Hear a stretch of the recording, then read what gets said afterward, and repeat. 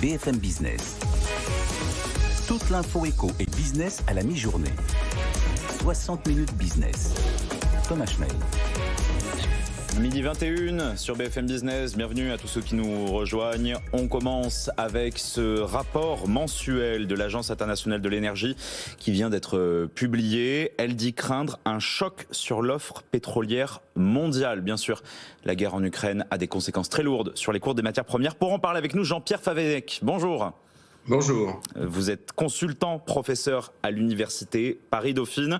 On va commencer par parler des cours du pétrole. Le Brent a atteint presque son record historique, 139 $, c'était il y a moins de 10 jours. Aujourd'hui, le cours est à un peu moins de 100 $. Ça change quasiment tous les jours, des vraies montagnes russes. Comment on peut expliquer une telle volatilité ? La volatilité, elle est liée certainement à la crise ukrainienne. Je rappellerai simplement qu'avant la crise ukrainienne, déjà le prix du pétrole montait régulièrement. Là, il n'y avait pas des montagnes russes, il y avait une montagne qui montait tranquillement, mais sûrement vers les 100 $. Depuis, on a eu effectivement des variations extrêmement importantes. Vous venez de me mentionner que ce matin, le prix du Brent est repassé en dessous des 100 $. Disons que le marché du pétrole semble pour le moment s'être stabilisé. On a craint sans doute le pire. On voit que l'approvisionnement est à peu près normal. La seule inquiétude peut être du côté russe dans la mesure où c'est pas tellement la production russe, que les Russes auraient tort de réduire leur production alors que le prix du pétrole est au maximum et que l'on sait qu'une très grosse partie des recettes russes vient du pétrole. Donc les Russes n'ont aucune raison de le faire. Par contre, les conditions d'approvisionnement à partir des ports de la mer Noire, voire de la Baltique, peuvent être compliquées. Donc c'est un petit peu ça. Mais je crois que globalement, je n'ai pas d'inquiétude à long terme ou même à moyen terme sur le pétrole. On devrait rester dans les niveaux où l'on est. Les pics qu'on a eus il y a maintenant une dizaine de jours, comme l'avait souligné, à 120, 130, 140 et presque 150 $, on ne devrait pas les reconnaître, sauf évidemment, sauf incident grave. Mais l'un de vos correspondants mentionnait récemment qu'on va peut-être vers un certain adoucissement de la crise. Parce qu'il n'y a pas de problème de stock, il faut le dire. En plus, les sanctions qui sont décidées par l'Union européenne, elles ne concernent pas encore l'énergie. Qu'est-ce qui perturbe comme ça les cours ?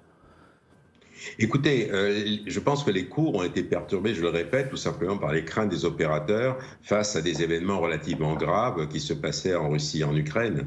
Il n'y a pas effectivement, il faut quand même rappeler que si le prix de l'essence est monté à des niveaux extravagants la semaine dernière, il est retombé donc depuis lundi à des niveaux beaucoup plus rationnels. On est quand même à 1,98 hier le 95, 2,05 € le gazole, ça reste extrêmement élevé. Ça reste élevé, mais c'est lié ça au prix du pétrole qui est très très élevé. Maintenant, je n'entrerai pas dans les. Le prix de l'essence, en gros, c'est quoi actuellement ? Si vous avez 2 €, excusez-moi, si vous avez 2 € le litre pour simplifier, vous avez à peu près 70 centimes de pétrole, vous avez 20 centimes ou 30 centimes de frais de distribution. Le reste, c'est des taxes. Donc, même si le prix du pétrole bouge un petit peu, ça ne fera pas une très grosse variation. Je pense qu'on va revenir vers des niveaux à peu près convenables. Il y a ensuite les 15 centimes que M. Castex va nous ristourner.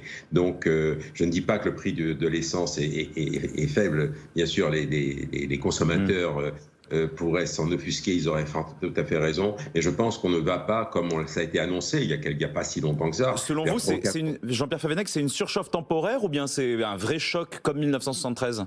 Non, c'est pas. Alors, le choc peut venir d'autres choses. Alors, il y a peut-être une tendance à long terme qui est annoncée effectivement, mais ça, il y a des contradictions chez certains interlocuteurs, je ne mentionnerai pas. Le problème, il est simplement que, et vous avez parlé tout à l'heure de la Chine, on a une reprise économique très forte. Une reprise économique très forte, ça veut dire que dans les pays émergents en particulier, il y a une demande très forte de pétrole. Or, on passe son temps à dire qu'il faut réduire les émissions de CO2, ce qui est tout à fait bien d'ailleurs, mais ça veut dire qu'on décourage les investissements dans le secteur pétrole et gaz. Donc, on a un simple phénomène de ciseaux, on a une demande très forte et on a une demande qui augmente relativement peu.